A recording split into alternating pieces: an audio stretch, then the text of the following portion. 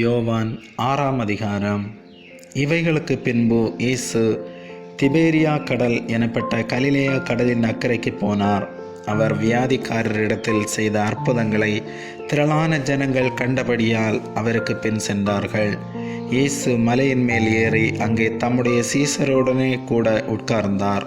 அப்பொழுது யூதருடைய பண்டிகையாகிய பாஸ்கா சமீபமாயிருந்தது. இயேசு தம்முடைய கண்களை ஏறெடுத்து திரளான ஜனங்கள் தம்மிடத்தில் வருகிறதை கண்டு பிலிப்புவை நோக்கி, இவர்கள் சாப்பிடத்தக்கதாக அப்பங்களை எங்கே கொள்ளலாம் என்று கேட்டார். தாம் செய்ய போகிறதை அறிந்திருந்தும் அவனை சோதிக்கும்படி இப்படி கேட்டார். பிலிப்பு அவருக்கு பிரதியுத்தரமாக, இவர்களில் ஒவ்வொருவன் கொஞ்சம் கொஞ்சம் எடுத்துக்கொண்டாலும் 200 பணத்து அப்பங்களும் இவர்களுக்கு போதாதே என்றான்.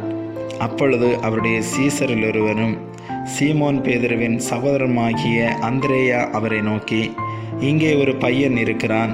அவன் கையில் 5 வார்கோதுமை அப்பங்களும் 2 மீன்களும் உண்டு. ஆனாலும் அவைகள் இத்தனை ஜனங்களுக்கு எம்மாத்திரம் என்றான். இயேசு ஜனங்களை உட்கார வையுங்கள் என்றார். அந்த இடம் மிகுந்த புல்லுள்ளதாயிருந்தது. பந்தி இருந்த புருஷர்கள் ஏறக்குறைய 5000 பேராயிருந்தார்கள்.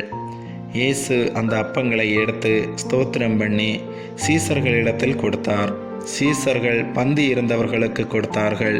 அப்படியே மீன்களையும் அவர் எடுத்து அவர்களுக்கு வேண்டிய மட்டும் கொடுத்தார். அவர்கள் திருப்தியடைந்த பின்பு அவர் தம்முடைய சீசர்களை நோக்கி, ஒன்றும் சேதமாய் போகாதபடிக்கு மீதியான துணிக்கைகளை சேர்த்து வையுங்கள் என்றார்.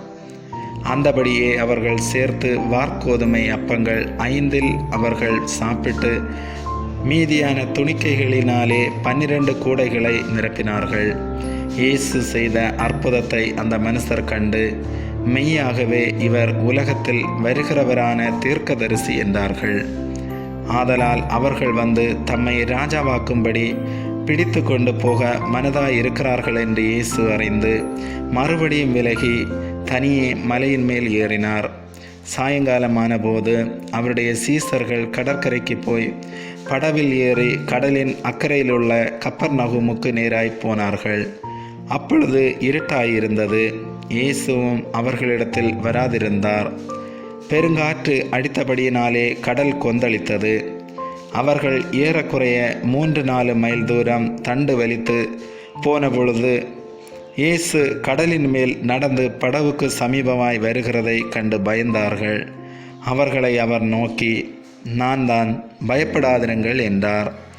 அப்பொழுது அவரை படவில் ஏற்றிக்கொள்ள மனதாயிருந்தார்கள். உடனே படவு அவர்கள் போகிற கரையை பிடித்தது.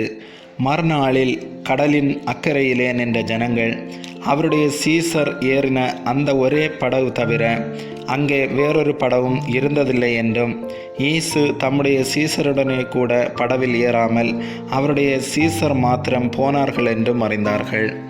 கர்த்தர் ஸ்தோத்திரம் செய்த பின்பு அவர்கள் அப்பம் சாப்பிட்ட இடத்துக்கு சமீபமாய் திபேரியாவிலிருந்து வேறு படவுகள் வந்தது.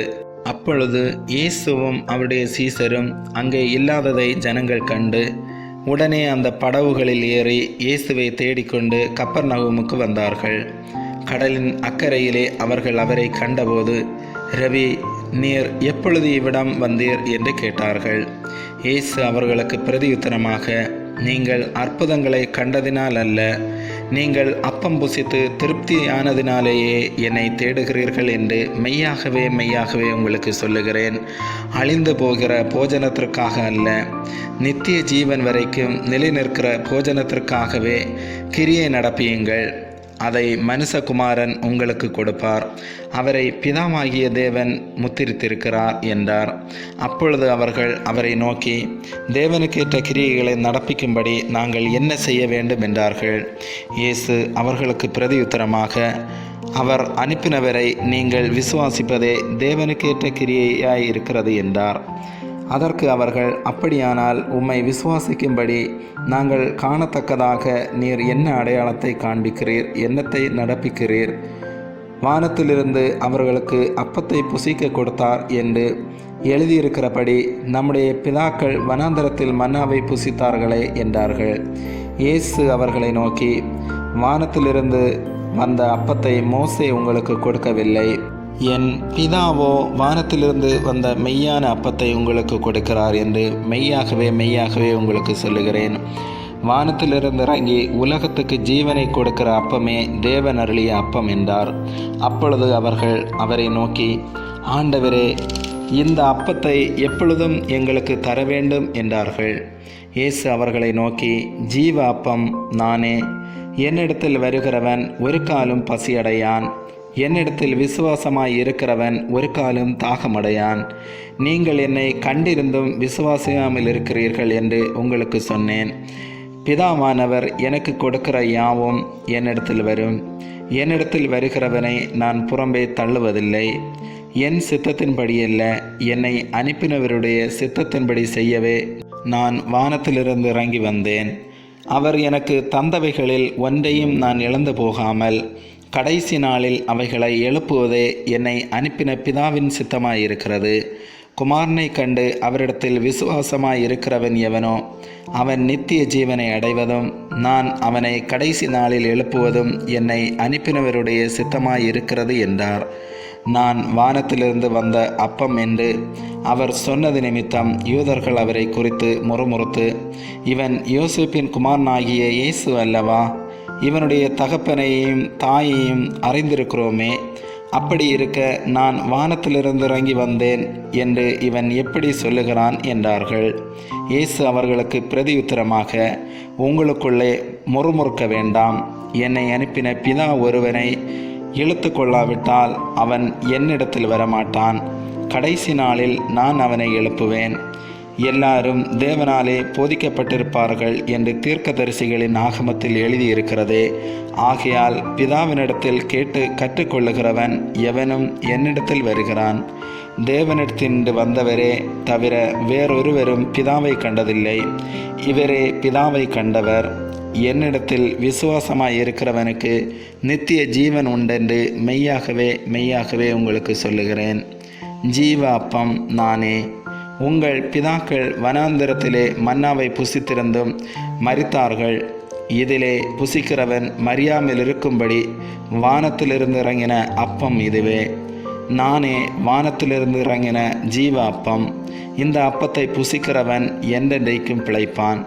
நான் கொடுக்கும் அப்பம் உலகத்தில் ஜீவனுக்காக நான் கொடுக்கும் என் மாம்சமே என்றார். அப்பொழுது யூதர்கள், இவன் தன்னுடைய மாம்சத்தை எப்படி நமக்கு புசிக்க கொடுப்பான் என்று தங்களுக்குள்ளே வாக்குவாதம் பண்ணினார்கள். அதற்கு இயேசு அவர்களை நோக்கி, நீங்கள் மனுஷகுமாரனுடைய மாம்சத்தை புசியாமலும் அவருடைய இரத்தத்தை பானம் பண்ணாமலும் இருந்தால் உங்களுக்குள்ளே ஜீவனில்லை என்று மெய்யாகவே மெய்யாகவே உங்களுக்கு சொல்லுகிறேன். என் மாம்சத்தை புசித்து என் இரத்தத்தை பானம் பண்ணுகிறவனுக்கு நித்திய ஜீவன் உண்டு. நான் அவனை கடைசி நாளில் எழுப்புவேன். என் மாம்சம் மெய்யான போஜனமாயிருக்கிறது, என் இரத்தம் மெய்யான பானமாயிருக்கிறது. என் மாம்சத்தை புசித்து என் இரத்தத்தை பானம் பண்ணுகிறவன் என்னிலே நிலைத்திருக்கிறான், நானும் அவனிலே நிலைத்திருக்கிறேன். ஜீவனுள்ள பிதா என்னை அனுப்பினது போலவும் நான் பிதாவினால் பிழைத்திருக்கிறது போலவும் என்னை புசிக்கிறவனும் என்னாலே பிழைப்பான். வானத்திலிருந்து இறங்கி அப்பம் இதுவே. இது உங்கள் பிதாக்கள் புசித்த மன்னாவை போலல்ல. அவர்கள் மரித்தார்களே. இந்த அப்பத்தை புசிக்கிறவனோ என்றென்றைக்கும் பிழைப்பான் என்றார். கப்பர்நகூமில் உள்ள ஜெப ஆலயத்திலே அவர் உபதேசிக்கையில் இவைகளை சொன்னார். அவருடைய சீசரில் அநேகர் இவைகளை கேட்டபொழுது, இது கடினமான உபதேசம், யார் இதை கேட்பார்கள் என்றார்கள். சீசர்கள் அதை குறித்து முறுமுறுக்கிறார்கள் என்று இயேசு தமக்குள்ளே அறிந்து அவர்களை நோக்கி, இது உங்களுக்கு இடரலாய் இருக்கிறதோ? மனுஷகுமாரன் தாம் முன்னிருந்த இடத்திற்கு ஏறி போகிறதை நீங்கள் காண்பீர்களானால் எப்படி இருக்கும்? ஆவியே உயிர்ப்பிக்கிறது, மாம்சமானது ஒன்றுக்கும் உதவாது. நான் உங்களுக்கு சொல்லுகிற வசனங்கள் ஆவியாயும் ஜீவனாயும் இருக்கிறது. ஆகிலும் உங்களில் விசுவாசியாதவர்கள் சிலர் உண்டு என்றார். விசுவாசியாதவர்கள் இன்னாரென்றும் தம்மை காட்டி கொடுப்பவன் இன்னாரென்றும் ஆதி முதலாக இயேசு அறிந்திருந்தபடியால் அவர் பின்னும், ஒருவன் என் பிதாவின் அருளை பெறாவிட்டால் என்னிடத்திற்கு வரமாட்டான் என்று இது நிமித்தமே உங்களுக்கு சொன்னேன் என்றார். அது முதல் அவருடைய சீசரில் அநேகர் அவருடனே கூட நடவாமல் பின்வாங்கி போனார்கள். அப்பொழுது இயேசு 12 நோக்கி, நீங்களும் போய்விட மனதாய் இருக்கிறீர்களோ என்றார். சீமோன் பேதுரு அவருக்கு பிரதியுத்தரமாக, ஆண்டவரே, யாரிடத்தில் போவோம்? நித்திய ஜீவ வசனங்கள் உம்மிடத்தில் உண்டே. நீர் ஜீவனுள்ள தேவனுடைய குமாரனாகிய கிறிஸ்து என்று நாங்கள் விசுவாசித்தும் அறிந்தும் இருக்கிறோம் என்றான். இயேசு அவர்களை நோக்கி, 12 ஆகிய உங்களை நான் தெரிந்து கொள்ளவில்லையா? உங்களுக்குள்ளும் ஒருவன் பிசாசாய் இருக்கிறான் என்றார். சீமோனின் குமாரனாகிய யூதாஸ் காரியத்து 12 ஒருவனாய் இருந்தும் தம்மை காட்டி கொடுக்க போகிறவனாய் இருந்தபடியினால் அவனை குறித்து இப்படி சொன்னார். ஆமேன்.